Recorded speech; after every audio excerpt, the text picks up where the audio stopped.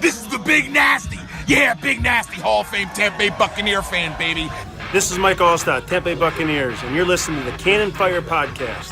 Cannon Fire Podcast, brother. You ain't listening, and you're missing out. Woo!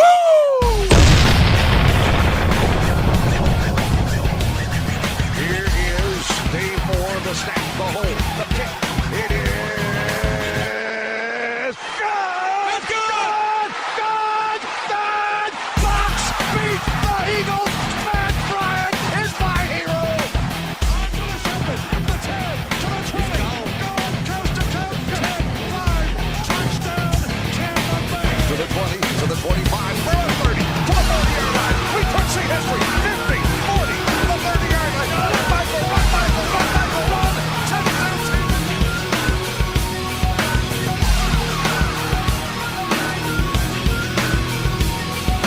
Hello and welcome back, ladies and gentlemen,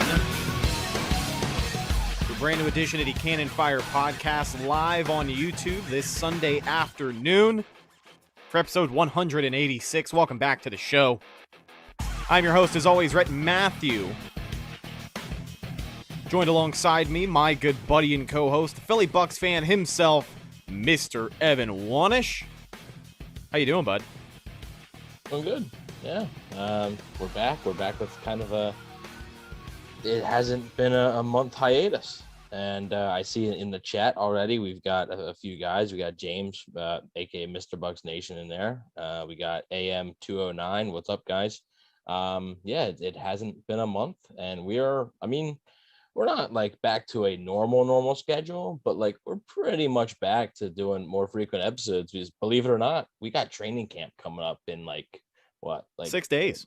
Yeah, like I Seriously, thought it was less than a week. We are as close can get. And some more exciting news, like you said, we haven't been gone for a month, so that's always a good thing, but we are back with more content. And believe it or not, we're going to be doing a show on Thursday as well. I think with training camp coming back around, as of today, we are 53 days away from the regular season. September 9th, the Bucs open things up against the Cowboys on primetime. That is just a little over 50 days away. So that means the Cannon Fire Podcast is officially, unofficially back, right? Back. People We're should be back. hearing from us a little bit more this time of year. Absolutely. Back in business. Hell yeah. Pac-Man 504 says, what's up? Neil, what's going on, buddy? Like you said, Mr. Bucs Nation, our guy James Hill, Armor Man, and Mr. David hanging out with us here today. What is going on, guys? We have got so much to talk about. So this Thursday, as you know, the Buccaneers report back to One Buck Place. They're going to be going in for their physicals, anything and everything else that you really need to report to the facility for to kind of get back in Medicals and- action. It's the first time that they'll be doing football activities at the facility for, 6 weeks? So another exciting thing about Thursday, though, is that they're not just going back to get dressed and sized for uniforms and all that other stuff. The Buccaneers will be getting their Super Bowl rings this Thursday, July 22nd. So when we do our live show on Thursday, we're going to be able to talk about that as well. But, I mean, basically, the mood, as I've said before, things are just starting to pick back up. And I mean, dare I say it, football's back, buddy. Yeah, the Bucs got a busy week ahead. They got the White House visit on Tuesday, and then they'll be able to visit the White House, and then it'll actually be the Bucs. I don't believe the Bucs were able to visit the White House last time they won the Super Bowl because of some things. I forget exactly what was going on with the world at that time. They weren't able to do it. So now they're going to be able to. So it'll be pretty cool to see that. Yeah, first time ever the Bucs will be in Washington as Super Bowl champs. And as far as this trip goes, I think a lot of these guys look at it on their calendar. This is probably, their last big public go-around. Not necessarily as Super Bowl champions, but, kind of the promo tour, I guess is what you could call it. Like, well, to me, it is a Super Bowl champions, though, because you're celebrating a championship. No, yeah, that's definitely fair. But, I mean, who's to say they won't win the whole damn thing next year and still be Super Bowl champs, right? I mean, sure, maybe it's wishful thinking, but if they're thinking that during the season, they're not going to be. Yeah, so, but they have been. You got to come in there. Bruce Arians already said it a few weeks ago. That team won the Super Bowl. This team hasn't done nothing. This year's I know team. you sent me the tweet that that you thought was pretty funny. They were like, yeah, they got to prove they can do it without Ryan Smith. Yeah, yeah. This year's Um, team hasn't done anything. A lot of changes. They got to prove they can do it without Ryan Smith this year and Andrew Um, Adams. Yeah, big Anthony Auclair, big losses. So I mean, AM 209 says, when's the season preview episode coming? Which, if you guys have been fans of the show or have followed us for the past 2-3 years, you would know that our season prediction show is normally our season prediction show and our season review show is normally always some of the biggest shows, some of the longest shows that we do. Definitely the longest, man. It's coming.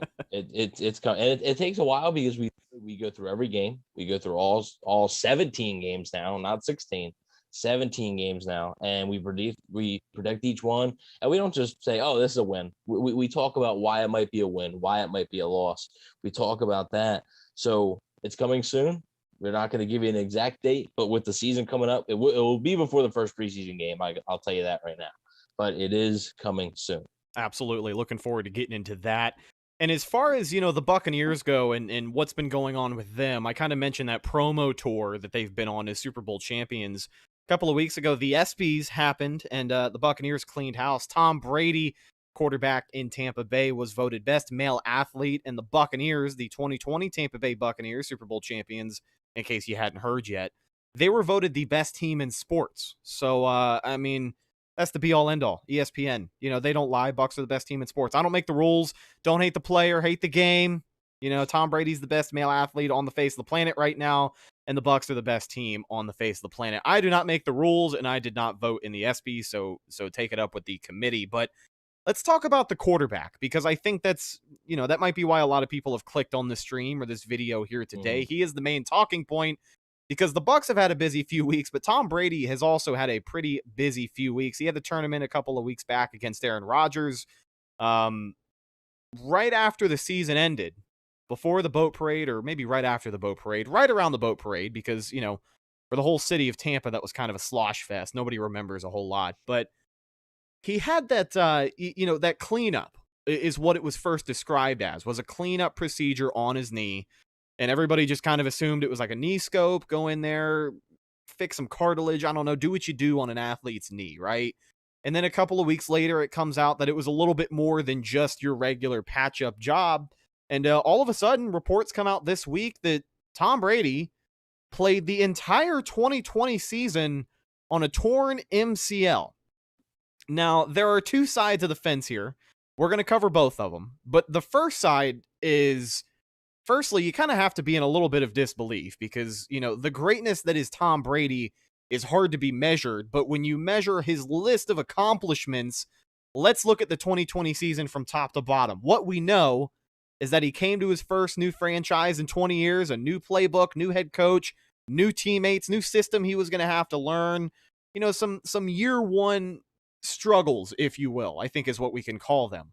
So he came into during a pandemic, by the way. And the pandemic, global pandemic. You didn't even know if a full season was going to happen once it starts.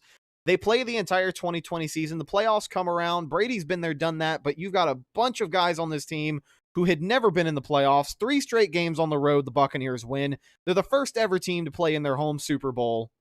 They get it done. Buccaneers are 2020 world champions. Tom Brady gets his 7th ring. So obviously it's an amazing season in itself, but now that we know he did all of that on top of a torn MCL, is 2020 Brady's first year in Tampa, is that the greatest accomplishment of his career so far? I think it very well might be. When you think about this, just like you said, he signs in Tampa. They had no OTA. No OTA, no preseason. They had less than they did this offseason, and this offseason was restricted in some ways. It's really incredible what he was able to do, and credit to him for getting the guys at Berkeley Prep and stuff like that, and like getting them ready. But I mean, you start your season on the road in New Orleans against the team that has won the division 3 or 4 straight years, and you're on the road. A team that just owned you, and you lose. That's adversity right there. That is complete adversity. And then you get another chance to beat them in your house on prime time, and you get absolutely embarrassed. That's not great. And like you said, with the playoffs, before the playoffs, they're 7-5, and there's a lot of questions. Like you said, there were some struggles, of course. Yeah, a lot of in every pressure. season. Yeah, and trust me, guys, in this coming up season, there will be ups and downs because that's how a sports season goes. There's ups and downs in every single sports season, no matter how good the team is. So they're 7-5, and we're talking, are they going to make the playoffs? Because they're going to have to be at least 10-6, not or 11-5 to probably make the playoffs. And it turns out, if they were 9-7, they wouldn't have made the playoffs. So they had to really go on a run. They go on a run, win 4 straight, and then, like you said, play 3 straight games on the road. Another one in New Orleans, which they had your number the entire time. Right? Bruce Arians, as Bucs head coach, has never beaten the Saints. Tom Brady got owned by the Saints. The Bucs have literally been owned by the Saints. They go into the Saints' house and beat them. And I know Brady, it wasn't like he played some masterful game or something. A lot of it was the defense. Like, I get it. But, at the same time, like, he contributed to that. Then they go, not only do they have to go to New Orleans, then they got to go to Green Bay, which is one of the toughest places to play. It is the pinnacle of football in January. When you think Yeah, playoff football, all roads go through Lambeau. And of course, with Green Bay being the number 1 seed headed into the playoffs last year, all roads literally went through Lambeau. And I mean, they had the MVP of the league in Aaron Rodgers. Yeah. And you're able to win. And I know Tom Brady threw 3 interceptions in that game. I get it. But he also played well, and he played well enough to win. So then you get to the Super Bowl, and it's a home Super Bowl. Guess what? That Super Bowl wasn't against some fluke team, like some people could say with the Lightning's victory, if you wanted to hate on the Lightning. Oh, well, Montreal shouldn't have been there in the first place. The Kansas City Chiefs, like the Kansas City Chiefs were the defending champs, right? They were the defending champs with Patrick Mahomes, and everybody was picking them to win. And the Bucs went out and dominated. And yet again, it wasn't a game where Tom Brady just, single-handedly, like, the Bucs lose without Tom Brady. But I don't know, like, he played well. He played well in that game. It's not like he didn't throw 5 touchdowns, 6 touchdowns, and 400 yards because he didn't have to. And he did what he needed to do. And in the circumstances with having no offseason, no preseason, not even knowing if it's going to be a season, a brand new team after 20 years in one place, brand new environment. I do think that this is Tom Brady's best accomplishment in his career, and that's a heck of a thing to say. And he played the entire season with this big ass brace on his knee. Like, it was visible that, I didn't even mention that. I didn't even mention that. Yeah, he's literally playing with all this with an MCL, which honestly, before the season, we didn't even know. We heard about it sort of towards the end of the year, and then we heard about the cleanup, but we didn't know. Nobody knew it was an MCL till this week. No, and I mean, you can play. You can play on an MCL. I've experienced, not necessarily me personally, but with athletes that I support and MCLs, because that's what Joel Embiid had in the playoffs this year. He had not a torn MCL, but I think it was a strained MCL, and he was able to play, and he played. It affected him a little bit, but not too much. So you're able to play through it, but like, it's not comfortable. And like you said, he's wearing that brace, and it, like, sometimes the brace looked thicker than normal. So maybe he had his bad days, maybe he had his good days. But towards the end, you would see he wouldn't practice one day out of the week or so.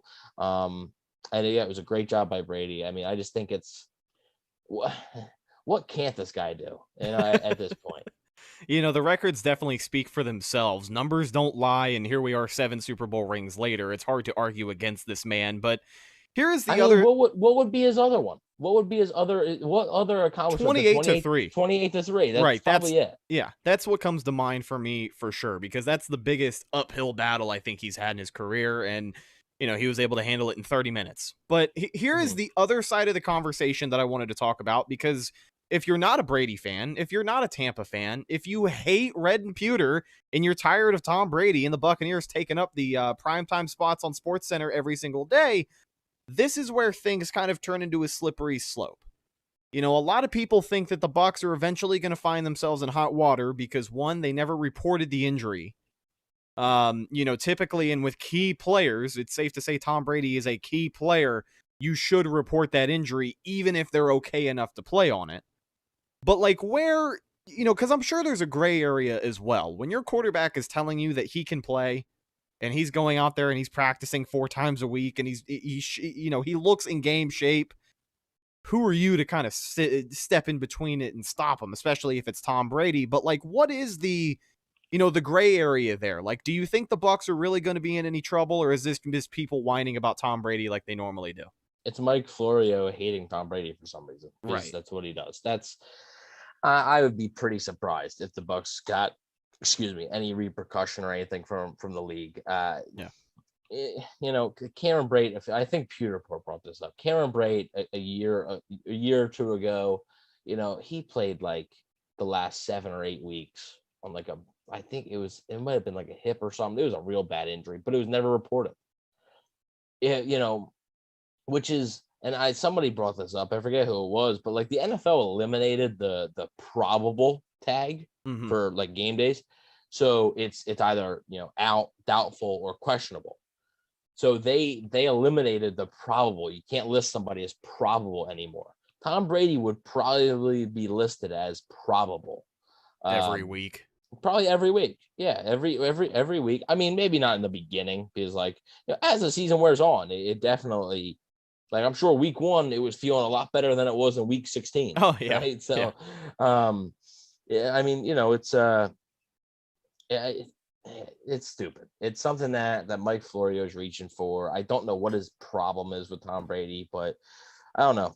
Normally, them like national like guys and stuff, like a lot of like the football guys. Now, I'm not talking about the talking heads on Sports Center or like Skip Bayless or anything like that, but like the national football guys like Mike Florio would really love Brady.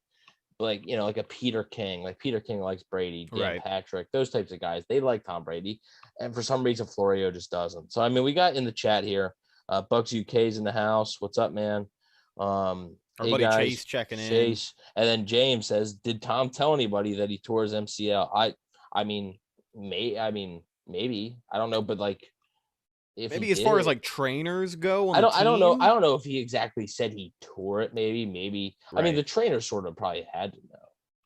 I'm sure that over the course of the season, again, unless you're in the facility every single day, nobody's ever going to know the daily activities between trainers and athletes, especially with a season that's already over.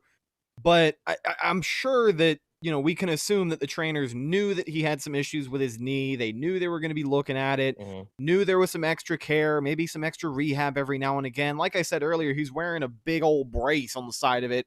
So clearly people knew there was something going on there, but, telling them that he tore it in an official capacity, I don't know. We didn't find out it was torn until last week or the week before. And somebody else had said, reports are saying that it happened before he got to the Bucs, and that there are reports saying the Patriots did not know that it was torn.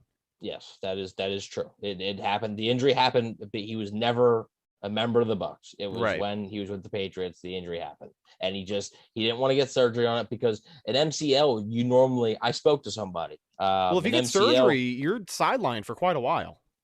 Yeah, but also like you don't even need to get surgery on it. Like it's not. It's just something that you can normally get away with. So I did. I spoke to somebody who's a fan of the page and the show, and they sort of explained it to me. So they said they almost never operate on MCL tears.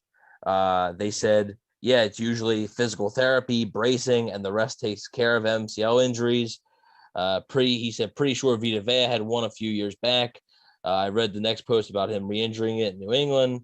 If it persisted that long, then it would be surgical. Thankfully, it's a pretty easy surgery. You can throw a couple stitches in the ligament with a knee scope and go home. So it's a major thing, but it's also not something that right now, it's probably not something that's really bothering him. And I think, especially now that he's week one, especially now that he's post-op and all that. Yeah, he'll be. I mean, he got the surgery in March, so he'll be ready to go for week 1. There will be some limitations, I'm sure, in training camp, but he'll participate in training camp. So yeah, we'll definitely be seeing Tom Brady. I don't think any limitations this season. So, and honestly, like, he moved around a good bit. You remember the Antonio Brown touchdown, week 17? He's rolling out, scrambling. He did it a lot, and it looked like You would never know. So it's And really, that's it's incredible. the thing, is that we had kind of assumed that, week 1 he's going to be rolling out there 100%. Well, now that we're looking at the grand scheme of things, we know for sure that this week 1 he's going to be much closer to 100% than he was last year. And going back which to obviously, but last year we didn't know he was injured at all. So. exactly. So all things are good for Tom Brady. As far as consequences go, I would be surprised if the Bucs face any consequences. Somebody had mentioned in the chat as well. So if this happened in New England, does that mean the Pats could get some consequences? I don't think so. No. Yeah, I don't think the NFL is going to be chasing. Nobody is going to be getting any consequence, I don't think. Yeah. Now, one thing I will say, in Tom Brady's free agency, this had to be known by some people. Like people have had to know this. Did that scare some teams away from potentially pursuing Tom Brady? Regardless of how much he disclosed, he lets them know that on a surface level, hey, my knee isn't, 100%. Yeah, like, and maybe they're thinking, oh, 43-year-old guy who's not the fastest in the world anyway. We know he's not using his legs much, so he's not going to get hit a lot. But, do you really want to take that risk? Maybe that was something that teams consider. Who knows? I don't know if it was disclosed. I have not heard that. I'm just speculating that maybe that was the reason that some teams bowed out. Maybe that was the reason the Titans stuck with Ryan Tannehill, or the 49ers stuck with Jimmy Garoppolo. Maybe, who knows? Just saying that, looking back on it, maybe that was something that was actually a concern. Yeah. So we'll dive deeper into this as far as training camp goes on our Thursday show this week, but I want to talk about the preseason a little bit and maybe tempering expectations for some of the guys that are going to be on the bubble in training camp, what their capacity is going to look like in preseason, and even the starters, because we know the starters are going to get some action in preseason, but just how much is it going to be? Because that's always a gamble. There's certain guys that are first string that are going to get more reps than others, right? Maybe a certain receiver gets more reps than this tight end or vice versa. I don't know. But let's talk about what's going to be happening. So for the first time in 2 years, the Buccaneers will be playing a preseason. It'll be 3 games, right? Yes. What are your expectations for the starters in the preseason? I guess we'll start with Brady because we were just talking about him, but Brady might take 5 snaps total over the 3 games in the preseason if he takes any, right? Yeah, if I had to guess, I think the Bucs would maybe want to throw him out there at one of the games. For one full series? I think because, I mean, you wouldn't take him out mid-series if you're right. If you start on the 25 and you're driving, you're not going to take him out. So, just to maybe get his feet wet. If I had to guess, so they play Tennessee, they play Cincinnati, then Tennessee, then Houston. If I had to guess, I would say he probably doesn't play at all in the Tennessee game, the Cincinnati game. He plays in the Tennessee game for a series maybe, and then he doesn't play at all at Houston. But I do think you will see the starters per se. Like, I think you'll see them play their normal probably 2 games. Then that last preseason game, even though it's 1 less, I think you're just going to see backups. Side note, question for you. I know you're a big uniform guy, so obviously this is a very pressing issue. Normally during the preseason, at least in 2018 and 2019, the Buccaneers like to experiment with their looks. And the preseason was I know where you're going with the preseason was the only time that we would see Tampa Bay, at least in the 2014 uniforms and onward. Preseason was the only time we would see a red jersey with white pants. Do you think the Buccaneers make me happy and pull out a kit with a red jersey and white pants so I can see Tom Brady in that classic look? I hope. I hope they do too, man. I hope they experiment. And I hope Brady plays in that game, because I don't want to see him just because if he's not playing at all, he won't even be dressed in it. So I need him to be playing in it, But oh man, yeah, I just want to see what it looks like on the field, and if it looks ugly, it's gonna look good. You already know what it looks like. I do. But the thing about it is that people don't really like that one because for some reason I had always heard a lot of comparisons to that and one of the Atlanta uniforms. People, Atlanta doesn't even have white. When you wear a red jersey and a white uniform, apparently you look too generic, and that's like the generic Bucs look, apparently. But I really like it. I think it's something that they don't pull out that often. Exactly. And I'd be excited to see it. I don't know. What do you guys think in the live chat? By the way, if you have any questions at all about anything we're talking about, from the preseason, the training camp, to Tom Brady, to what color uniforms they're going to be wearing in the preseason, let us know. We'd love to hear from you. Yeah, and Yeah, that'd be pretty sweet. I knew exactly where you were going with that. Yeah. I'd also maybe, like pewter jersey, white pants, maybe just to see what it looks like, Sure. just Yeah. see what it looks like.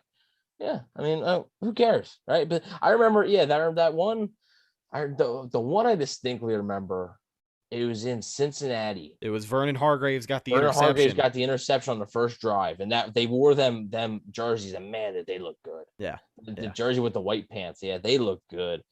Yeah. James is cracking Kyle Trask jokes. Throws 7 touchdowns in the preseason. Wow. In one game, by the way. No. Yeah. we'll see. We'll see. We will see. I think the preseason this year will be a lot of excitement for people because one, it's football, like you're always excited, but also like it's a new quarterback, right? It's a quarterback that you drafted in the 2nd round. It's the local college kid, I think that'll get some eyeballs, and he's definitely going to play. Like they're going to throw him out there. Like it'd be irresponsible not to get him that experience. I don't think he will, but I would like to see Trask be the I want him to be like the guy. I want him to be the most used quarterback in the preseason for sure. Yeah, I know what Blaine Gabbert is. I know what Ryan Griffin is. Mm-hmm. So if Tom Brady's not playing, I want Trask in there. That's what I would want. I'm pretty sure the staff feels the same way, I think. So, yeah, we'll have to wait and see. We'll have to.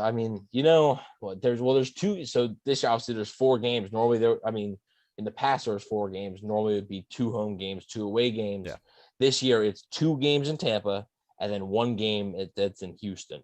So, so they get 2 home games. So you get 2 chances to have red jerseys and white pants in front of the home crowd. You better not blow it. So, Leadus Productions. I'll lead it. I got to tell you right now, man, I'm a big fan of your work. I watch a lot of your highlight videos, and you're awesome at what you do. Hell yeah, dude! I love your stuff.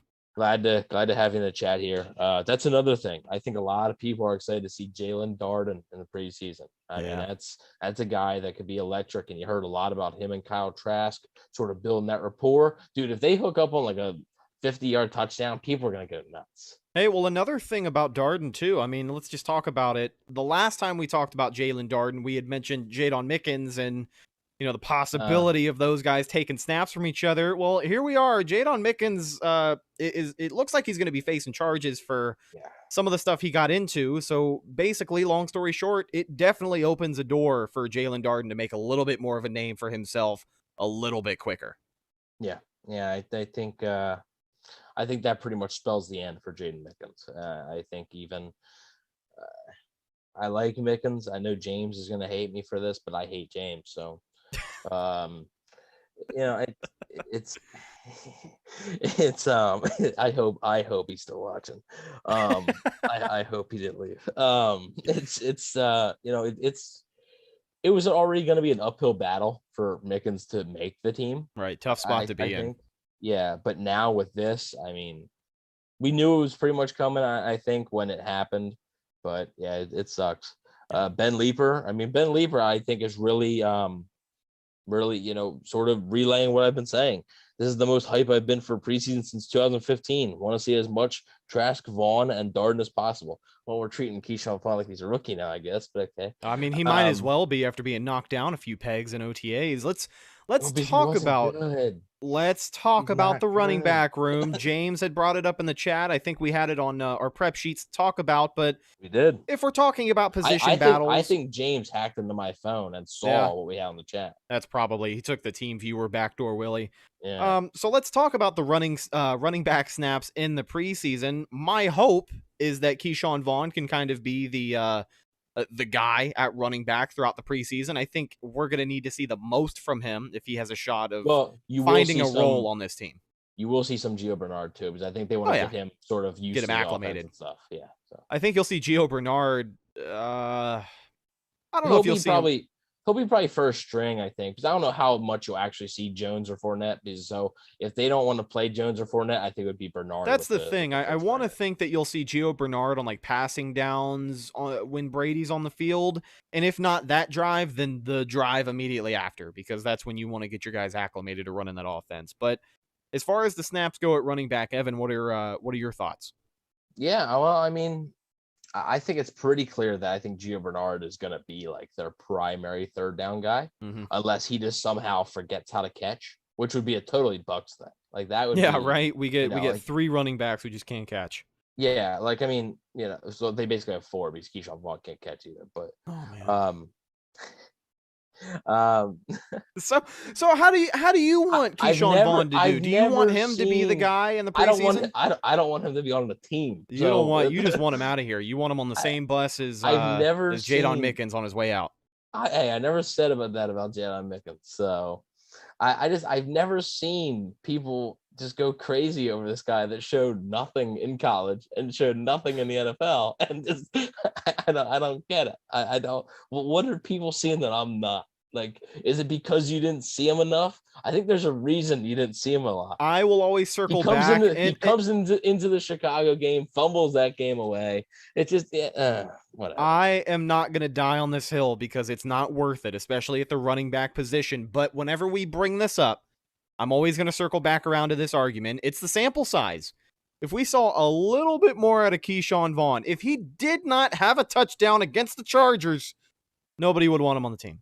But the fact that, we have seen a little bit of productivity in this offense, granted that he is, the third string running back, but fourth string behind Shady, fourth string behind LaShawn McCoy, who had 10 total carries in Tampa. And he showed more than Keyshawn Vaughn. But now he's still fourth string because Gio Bernard's passed him. So, Ben Leeper says he showed nothing, ? He was a very efficient runner when he was given the opportunity after a COVID offseason. And this circles back to my argument, when he was given the opportunity. How many opportunities was he really given in 2020? He's a rookie. He was a fourth-string rookie. Who was also a third-round pick.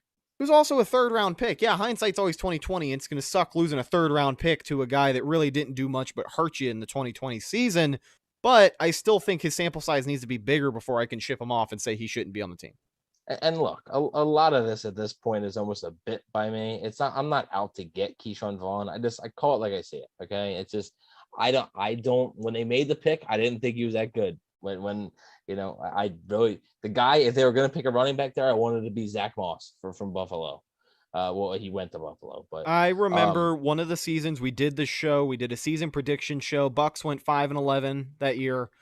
And I'm pretty sure you picked them to go like 6-10 or 7-9. And you said it then, and you'll say it to this day. You call it like you see it, but you're also the type of guy where you will believe it when you see it. Yeah. Not like Patrick Mahomes, who said it backwards. You are correct. I don't understand that. Everybody was like, oh, he said it backwards on purpose to try and make an extra meaning out of it. And I'm like, no, I think he just wasn't expecting to have to, answer a question with a camera in his face, and he said it wrong. Yeah, I'll see it when I believe it. Yeah, I was like, I'll see it when I believe it. Okay. He's got to believe in it before he sees it, Yeah, Evan will come around to Keyshawn Vaughn. It's okay. People said the same thing about Ronald Jones. That ended up all right. Ronald Jones was a second-round pick who actually showed stuff in college. And Ronald Jones even got less opportunity than Keyshawn Vaughn did. Did he? Did he? Yes, did he really? Yeah, did he really? He did. Yeah, he did. Did he really? Yeah, he did. I don't know if I'm going to agree with you on that one. Yeah, he did. Because I remember we complained about Ronald Jones not getting enough action. But there was also a period of time where we talked about Ronald Jones being in the running back rotation. What time in 2020 did we ever talk about Keyshawn Vaughn effectively getting carries in that backfield rotation? We didn't, but I mean, Ronald Jones showed me stuff in college. I liked him coming out.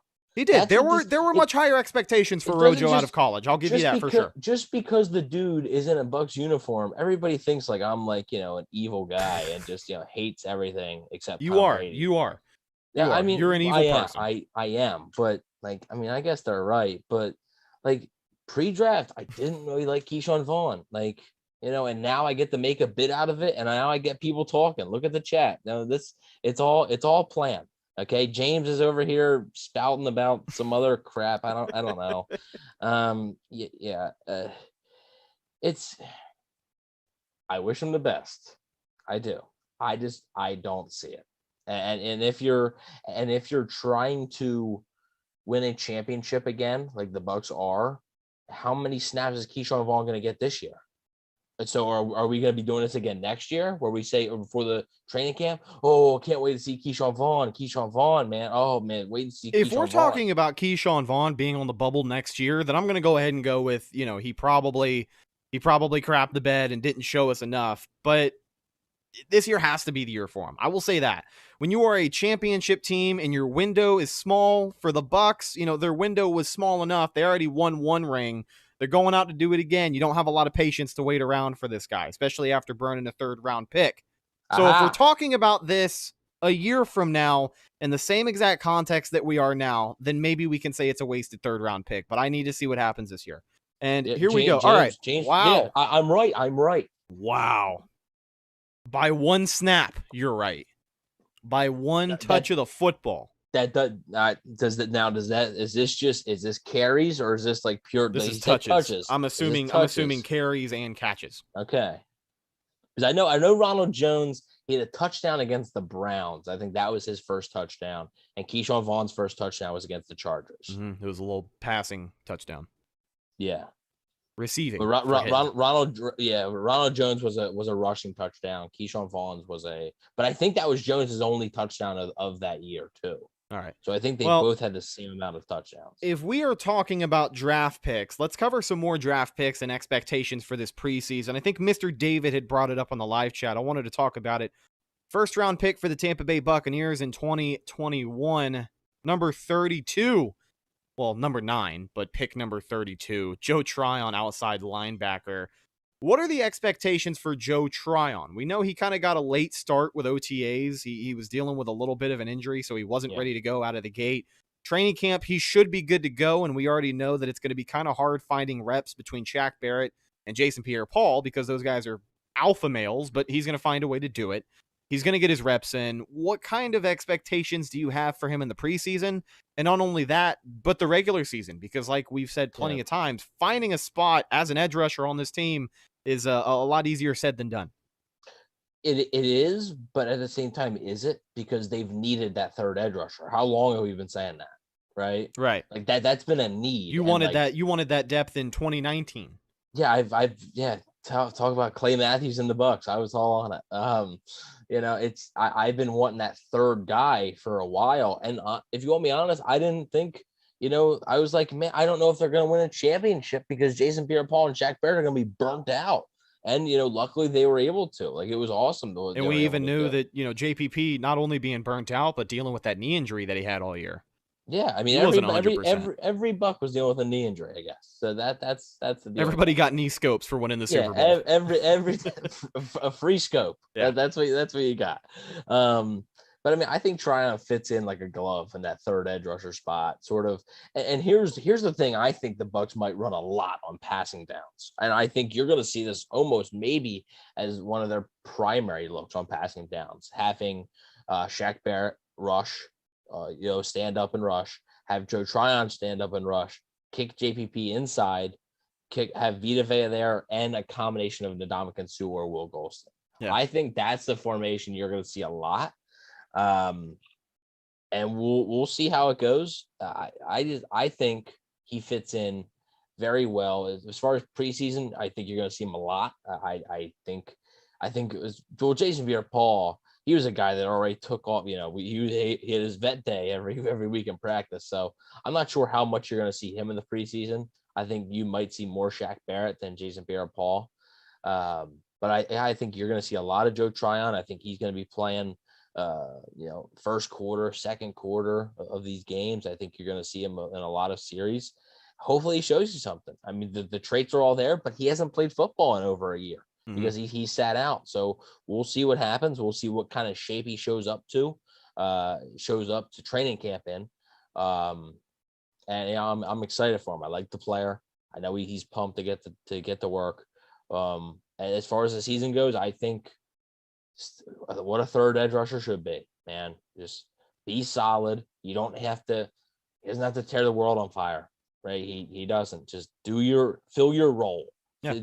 You were drafted to fill a role, fill that role. Gio Bernard was signed to fill a role, fill that role. Yeah.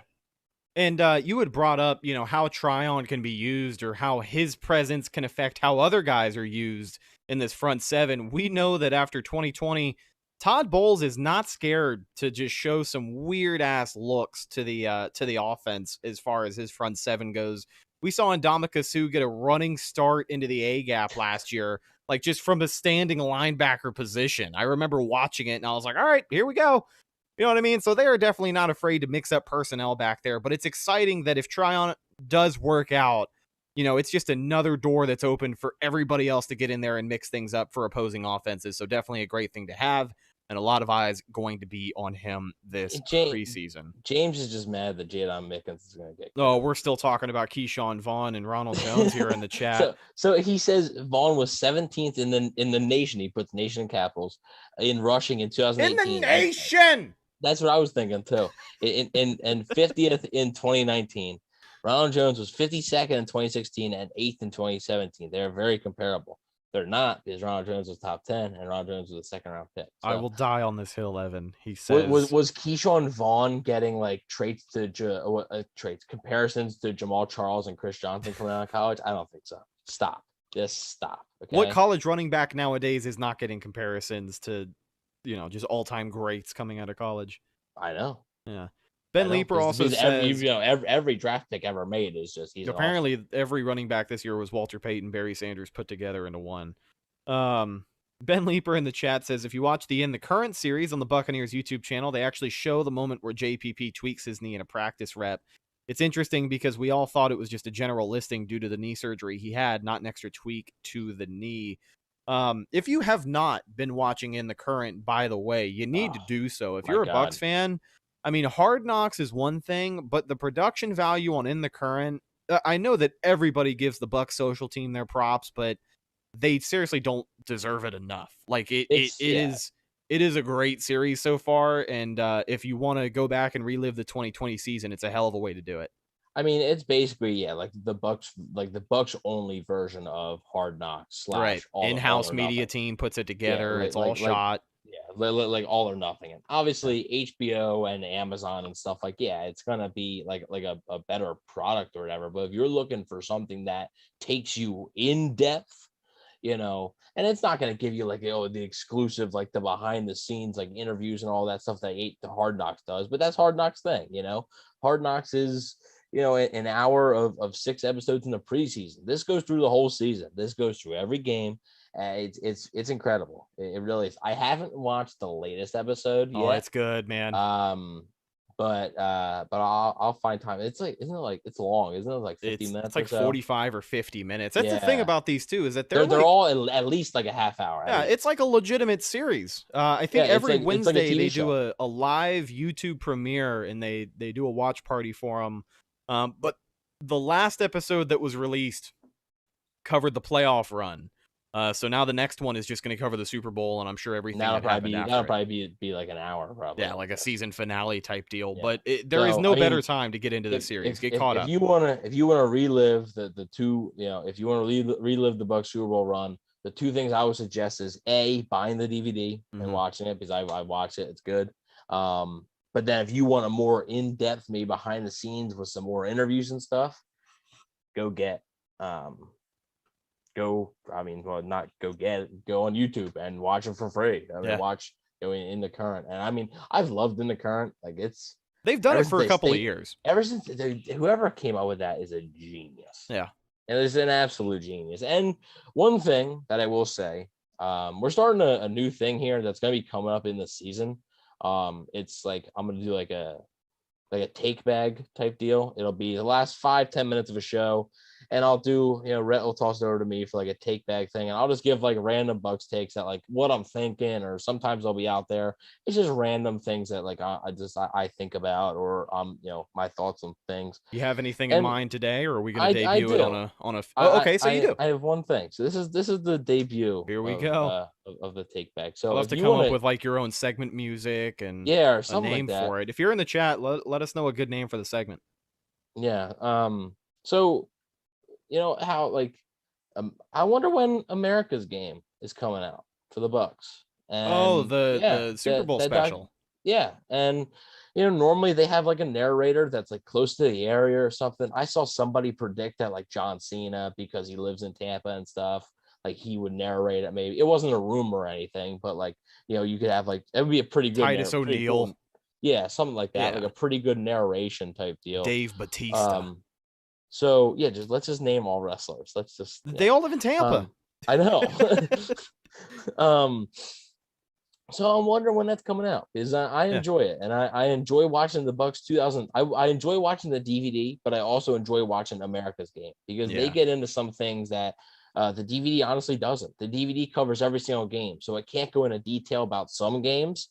And I feel like America's game really gets into the sort of the details of some specific games. I remember in the 2002 one, they really talk about Philly and what how much that meant.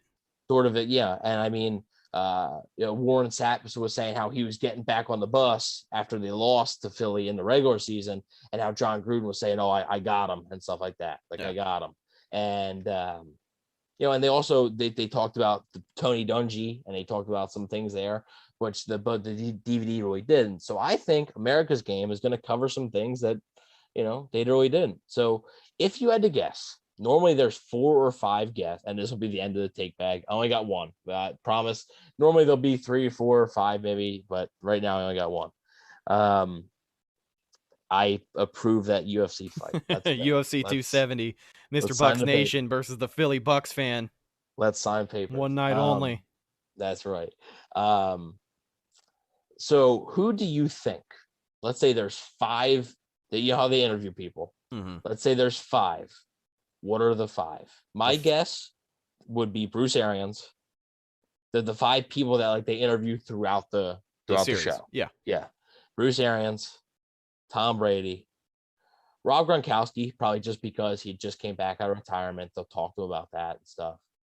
Devin White. So what's that? That's 4. And either a guy like Shaq Barrett, or I think like a Mike Evans or Chris Godwin.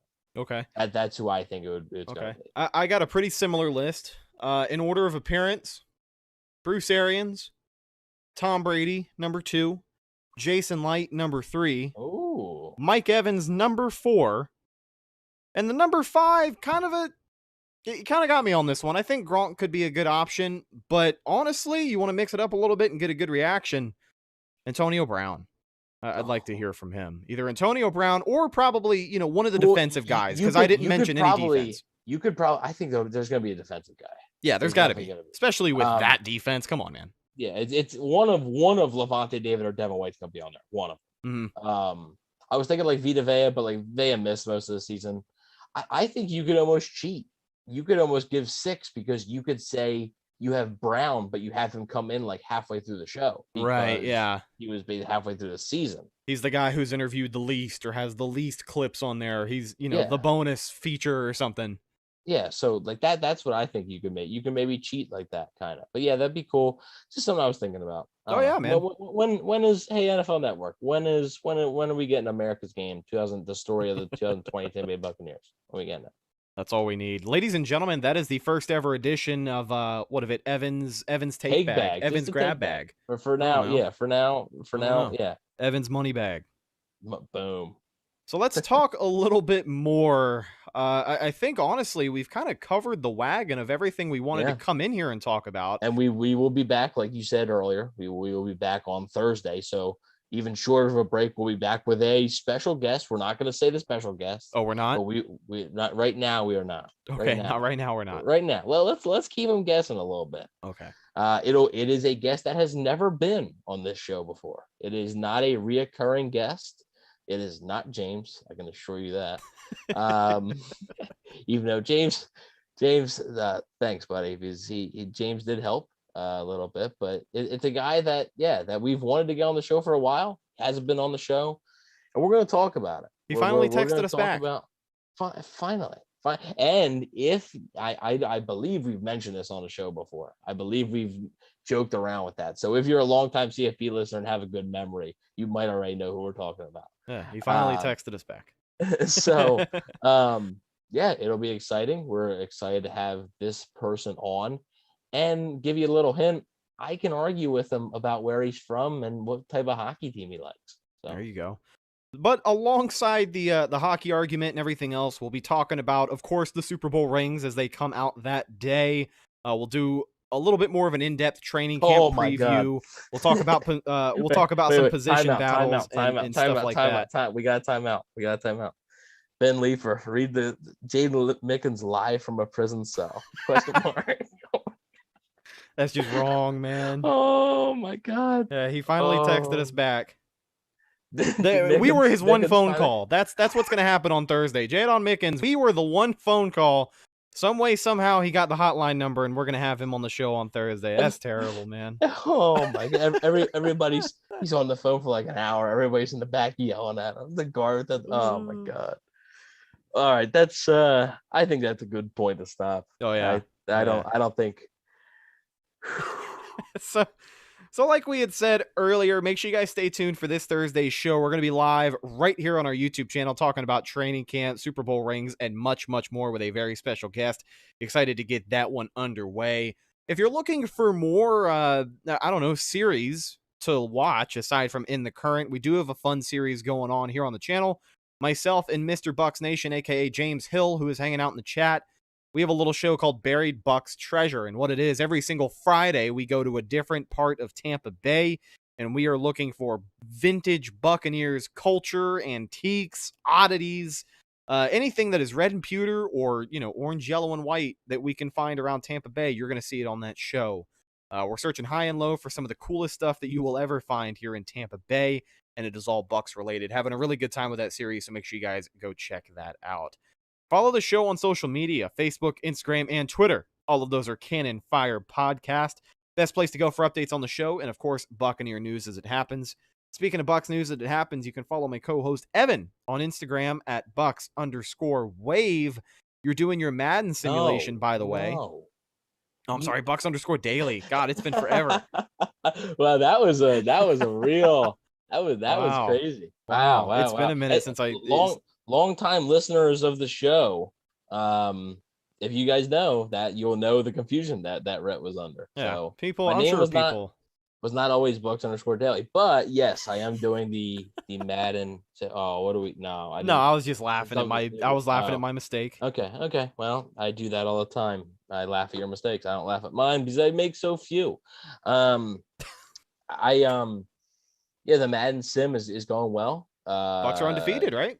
Bucks are undefeated for now. And I think Gio Bernard's like your leading rusher on the team. I know. Leonard Fournette gets like no carries. Because literally I'm sitting there, I sim it, and I watch it. Like I sit there and just watch it. Even in the sim, I think Gio Bernard's running back 1 for some reason. Yeah, Ronald Jones gets some, but yeah. Leonard Fournette gets like no carries. But they were undefeated. I don't know, are they? Because I haven't posted the results yet of the Patriots game. So are they undefeated? Well, I watched the game live, so I don't know. Well, then you know. But if you didn't watch the game live, are they undefeated? Who knows? But yeah, I'll be posting the results there soon for that game. The Bucks are currently 3-0. In the sim, it's all updated rosters, completely updated. With, like you said, Joe Tryon, Jalen Darden. Jalen Darden's like not really in the game, but Gio Bernard is a big impact player for him right now. And it's been exciting. And I did it last year, and it was pretty close to accurate on the Bucks record. I think it predicted like 12-4, and the Bucks went 11-5. So I would pay close attention to what this Madden sim has in store. So Cartier, I believe I'm saying that right. Walker, I'm the only Bucks fan is that Connecticut? Connecticut. Yeah. Well, I don't know if you're the only, but hey, thanks a lot for tuning in. You're the Yeah. only Bucks fan from Connecticut here. Thanks We for holding it appreciate down and watching the podcast, bud. We truly do appreciate Absolutely. you guys. Last but not least, folks, make sure you follow myself on social media. My username is right below me, but in case you can't read it, it is Rhettakus, Rhettakus. You can follow me on Instagram and Twitter. If you follow me, I will follow you back. With that said, folks, we also have a really, really exciting announcement that maybe we'll announce on Thursday's show. But basically, all I'm trying to say is that make sure you're here for Thursday's show. It's going to be a big show. It's basically, we're really getting back into the swing of things, and we are very, very excited to be talking Buccaneers football with you guys once again.